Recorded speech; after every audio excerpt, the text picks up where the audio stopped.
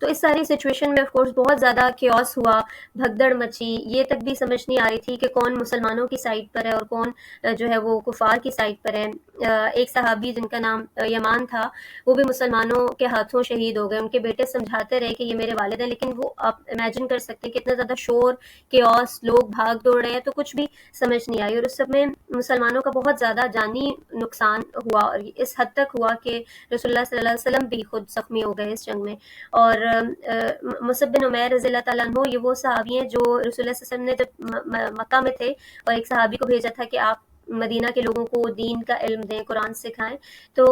وہ بھی شہید ہو گئے۔ اب ان کی مشابہت رسول اللہ صلی اللہ علیہ وسلم سے تھی، ان کا چہرہ ملتا تھا، تو ان کے شہید ہونے کی وجہ سے ایک افواہ پھیل گئی کہ شاید رسول اللہ صلی اللہ علیہ وسلم وفات پا گئے ہیں، شہید ہو گئے ہیں، تو اس سے بھی مسلمان لشکر میں ایک دم سے بہت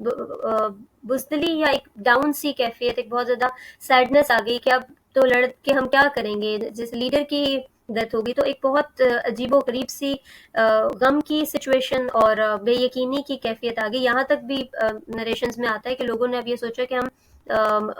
ابو سفیان کے سامنے گھٹنے ٹیک دیتے ہیں۔ ابو سفیان دوسری سائڈ کے لیڈر تھے، وہ ابھی تک مسلمان نہیں ہوئے تھے، تو یہ سب سچویشن بنی، اور حضرت حمزہ رضی اللہ تعالیٰ عنہ کو قتل کیا۔ ہمارے بہت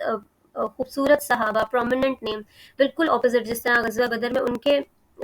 70 لوگ شہید ہوئے تھے، غزوہ احد میں مسلمانوں کے کہا جاتا ہے کہ کم از کم 41 یا زیادہ سے زیادہ 70 لوگ جو ہیں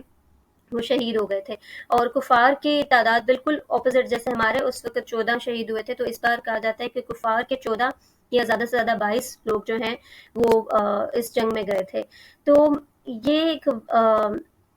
یعنی انتہائی شدید امتحان، اور حوصلے کا امتحان، صبر کا امتحان،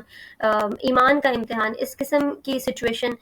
پیش آ گئی تھی مسلمانوں کے، جس میں آپ دیکھ رہے ہیں کہ اپنے پیارے اتنی تیزی سے وہ جا رہے ہیں، وہ شہید ہو رہے ہیں، اور ایک بالکل کیوس ہو گیا۔ یہاں تک بھی ہوا کہ رسول اللہ صلی اللہ علیہ وسلم کو لوگ میدان میں چھوڑ کر بھاگ گئے، کیونکہ میدان جنگ سے بھاگنا اٹ سیلف ایک بہت بڑا گناہ اور جرم ہے، اور اس کو اللہ تعالیٰ نے سمجھایا۔ اور جب غزوہ بدر ہوئی تھی اس وقت بھی یہ بات آئی تھی کہ جب تک جنگ اپنے آخری اس لمٹ تک نہ پہنچ جائے کہ یقین ہو جائے، تب تک مال غنیمت کو سمیٹنے یا اس سب کے پیچھے نہ پڑے۔ لیکن وہ جو بھی پوری سچویشن بنی، اس سے کیوس تو الگ ہوا، لیکن نقصان بھی بہت زیادہ ہوا، اور اللہ تعالیٰ ٹیسٹ کر رہے تھے مسلمانوں کا کہ اب اس کے بعد ان کا کیا بیہیویئر بنتا ہے۔ اور جب آخر کار پھر جنگ نے اپنا تھوڑا پانسا پلٹا، اور پھر کفار جو ہے فائنلی وہاں سے